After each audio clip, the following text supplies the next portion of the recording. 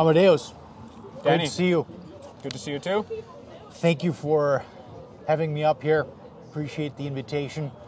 Very kind of you. We've known each other for a couple of years now. Obviously, I've known Ed for a longer time. We've known each other virtually for a couple of years. Yes, we have. Yes, exactly. Hey, welcome to technology. Cheers. Cheers. Cheers. That's We're right. at Dandy Brewing Company here in Calgary, Alberta. Absolutely. Shout out to, by the way, these nuts are freaking amazing. Holy cow. Dandy nuts. Mmm. These nuts. Mmm. They're good. All right. So, EMMlabs, Ed Meitner. To anyone serious about electronics and audio, needs no introduction. Ed has been part of so many revolutionary industry advancements that he single-handedly developed. What I'm curious at, we're seeing from the consumer side with Apple, Android, etc., the proliferation of audio everywhere. And high-end audio, in my opinion, is sort of at this crossroads. Where are we going to go? Are we going to go downstream and connect with those people? Or are we going to go extreme, ridiculous, uber high-end with $250,000 DACs, $1 million speakers, and $1 million amps? Well, the answer is pretty clear, I think. There's only a certain number of people who can justify and or afford that uber high-end route that you spoke about. I think that the general consensus is that we have to make quality products that can reach a wider audience. Yep. And that's exactly what we do in the Meitner line. We take all of our flagship technologies that we've developed for the high-end, for the EMMlabs, for the big daddy amplifiers, and we distill it down to a price point where people can stomach as an enthusiast. Of course, I think that we're still positioned in the market as an enthusiast product. Yep. And I think we want to stay there. But I think what we have to do is we have to make the product more enticing to people in all walks of life. Mm-hmm. And more importantly is we have to develop an experience around the product so that we introduce people to this world of enthusiast hi-fi. As I call it, it's an intention listening that we do. Yep. We know about it because we're in this. Yep. But the people that are sitting at the tables in front of us and behind us, they may never have that Probably experience. have no clue. Yep. They have no clue. Yep. And maybe if they had the chance to experience one of those almost, I would say, religious experiences of hearing their favorite album, or an album that their parents played in the car on a long road trip when they were young. If they had the opportunity to experience that in the way that we're able to portray that art, because that's really what music is. It's art. It's the enjoyment of art. That's what we like to do. I don't think anybody would ever forget that experience. And I know it firsthand because we've done HiFi experiences, so to say, here in Calgary, and the response from it has always just been, I didn't know that that's what my favorite album sounded like. Yeah. I didn't know that Madonna's vocals sounded like that. I didn't know that Nicolas Jarre had that much breadth in the music that he makes. I didn't know that Adele sounds like shit on any kind of format, whether it's high-res, low-res, LP, or whatever. That's your opinion, sir. Because it's dreadfully recorded, dynamically compressed their shit out of it, but people listen to it on their radio, and so whatever.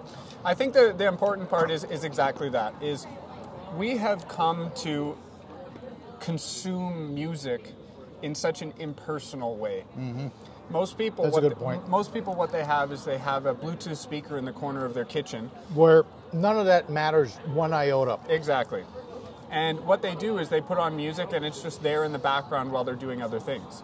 In fact, you know what's ironic? I thought about this on the flight over, actually. In my humble opinion, and I can verify this and easily prove this with data, we have more mono listeners to music today than we've ever had since the dawn of the mono record era back in the 40s and 50s. By simple nature of a Bluetooth speaker is a mono device. You're not going to get any kind of a stereo effect. You're not going to get any kind of depth effect. You're not going to... It's like you said, it's become a consumable. It's become a Kleenex. It's become... It's something that you consume impersonal. and then Yes, throw away. and throw away. Which has its place for a lot of people. But Unfortunately. I think that when you go out there with the goal of providing this experience and the goal of educating people and teaching people, I hate that word educating because it sounds so pretentious to me. But it's not. But just showing people something that they may not be aware of is one of the greatest joys of being in this business. Yep. And Is this where, sorry to interrupt you, is this where the Meitner line that you guys launched not too long ago is placed to drive and deliver on that marketplace, as opposed to, the EMMlabs, which by all accounts, $25,000, $30,000 DACs, $60,000 amps. I mean, that for most people, that is like insane high end. I completely agree. Right. Meitner was launched not too long ago, but 10 to 15 years ago. Definitely since I really joined the company. I'm 32 years old and I've been working with the company since I was 17. And you're a second generation. Second generation. And for me, when I joined the company, I didn't realize how much of an impact this had on people. And throughout my tenure, so to say, I've really come to appreciate the fact that we developed the Meitner line because it brings down that performance and it brings ease of use to so many more consumers. If you look at it this way, if you have, let's say, 10 customers at that $30,000 price point, you might have 100 at the $10,000 price point. Let's say you have 1,000 at the $500 price point, and so on and so forth. Those numbers might not be really valid because I'm sure that there's a lot more and a lot less at those different price points. But the one thing that I always come back to is, who are we in this for? Who are we in this business for? We're in it for the consumers who want to bring the best sound and the best experience of listening to music into their homes. And I think that the Meitner line is poised to do exactly that. The EMMlabs line has a different purpose. The EMMlabs line is when we say, okay, how far can we take this? If cost is no object, how good can we make this product? And can we deliver it to a consumer in that high price bracket? Because there are customers in that high price bracket. Sure. And then there's a lot of people who say, I don't want to spend that kind of money on a piece of hi-fi equipment. I mean, frankly, I think it's almost like you can reduce it down to the difference of, do I care that my DAC has a ceramic circuit board? Or high tolerance components, or a custom-made switch mode power supply, which we do in-house. Or an opulent chassis that reduces vibrations down to a minuscule level. It really is. It's a level of how far do I want to go? And I think the average consumer doesn't need to go that far. I think that the average consumer, what they need is they need good technology. They need ED's analog circuits in order to portray the musicality, the flow, the liquidity that I believe that our products Which, of course, is a sidebar conversation for another day, but Ed, if you ask 10 audiophiles about Ed, I'm willing to bet that 9 out of 10 will say, oh, he's the digital guy. Not realizing that really his fundamental strength and knowledge base is actually analog. Yeah, and he would say that any digital problems are an analog problem. Oh, interesting. And those things have to mix so cohesively.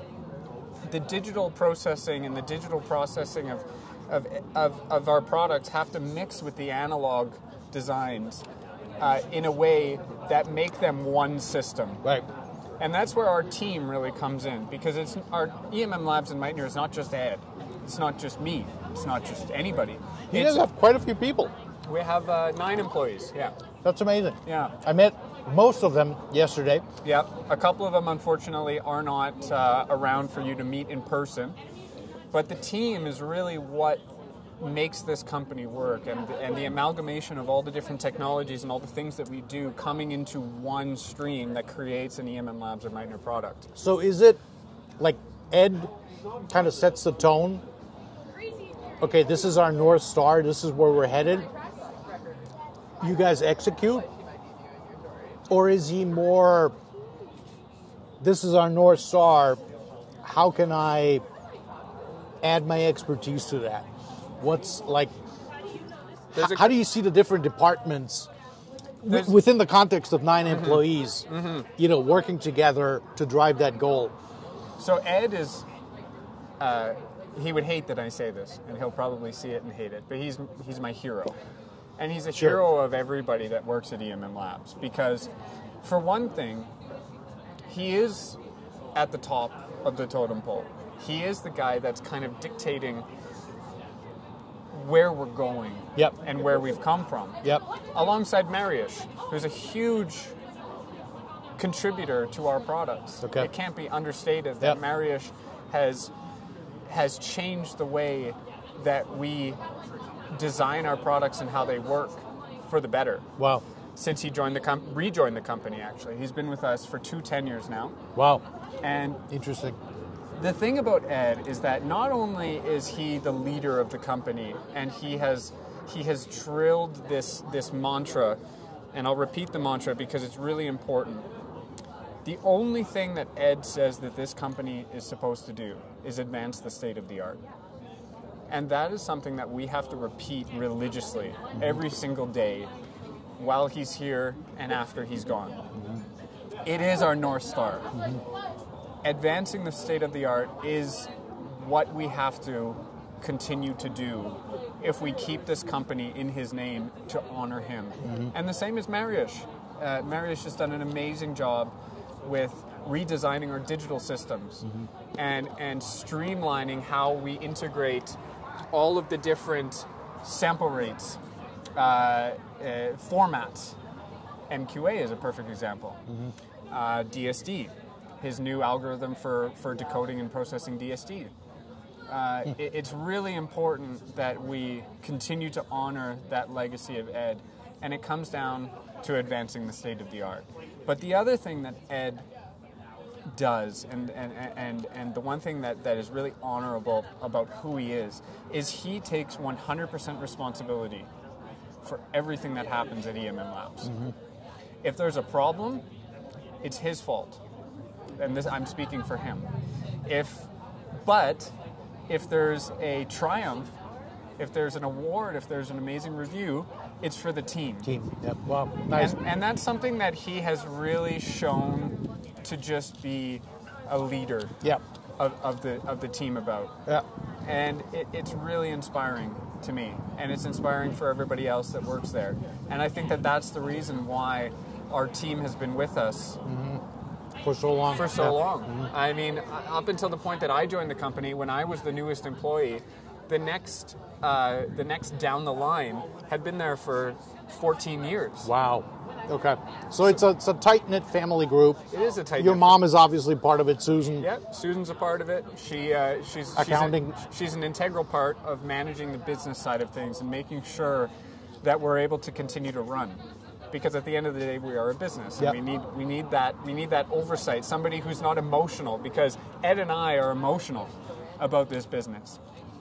We are adamant about making everything the best that it can possibly be, and then you need somebody in the background just being that sounding bar to make sure that we continue to grow as a business, that we're able to hire the talent that we need, which is another conversation, and so that everybody can continue to be supported by this business and we can continue to do great things.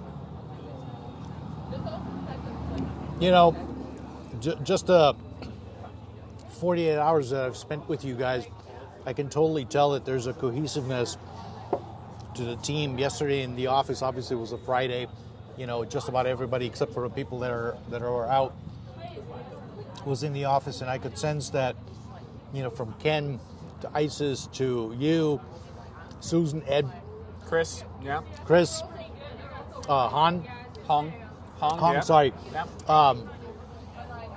You know, everybody knows what they're doing, but everybody feels like they're part of something bigger. So, last question.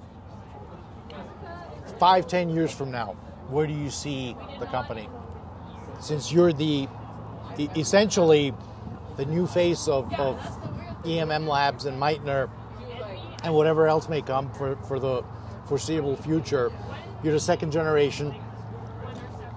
There aren't many companies in any industry, but I think particularly in high-end audio, that have managed the succession plan of going from the first generation to the second generation.